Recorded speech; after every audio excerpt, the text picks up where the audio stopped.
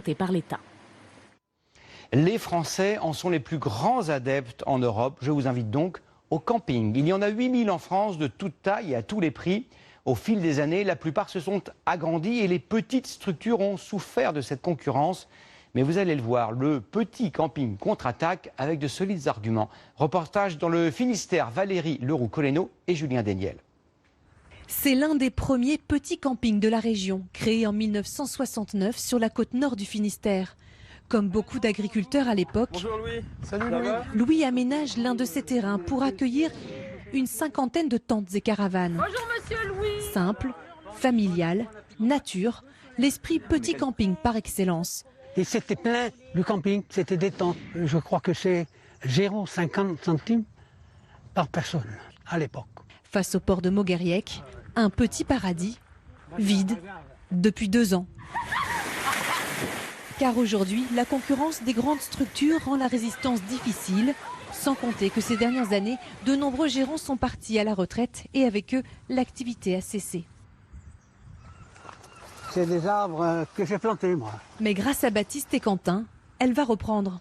Car oui, pour eux, le petit camping a de l'avenir et s'ils y croient, c'est que leur premier établissement en baie du Mont-Saint-Michel fonctionne selon un modèle économique dépoussiéré.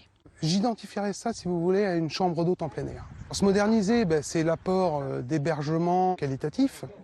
Ensuite, travailler autour de la proximité avec les gens, de manière à leur créer des émotions. L'espoir d'un renouveau pour ces petits campings qui subissent une véritable hémorragie. 70 d'entre eux disparaissent chaque année, plus d'1 millier en 10 ans, abandonnés, bien loin de leurs heures de gloire des années 60, Il y a des campeurs qui sont arrivés, quand les vacanciers découvraient les joies de la vie en plein air. douche avec eau chaude et eau froide, ou à terre, et bacs à laver, enfin tout ce que comporte le confort. Un confort qui a bien évolué car une nouvelle clientèle de campeurs est apparue, aimant vivre dans la nature mais avec un certain confort, choyant sa tranquillité tout en voulant être chouchouté. Mesdames. Le concept d'hôtel en plein air trouve ainsi sa clientèle, un restaurant, un bar, 5 lodges seulement, Toutes nos lodges suites sont équipées d'un solarium. mais 4 étoiles. Lorsqu'on arrive sur la pleine saison, qui pour nous est juillet et août, on passe de 155 à 195 € la nuit.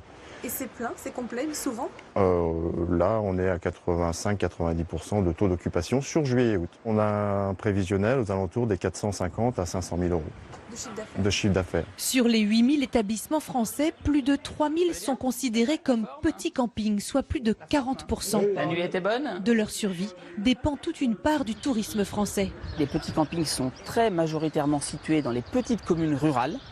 Ces petites communes ont besoin de fréquentation touristique pour arriver à faire vivre les commerces du bourg.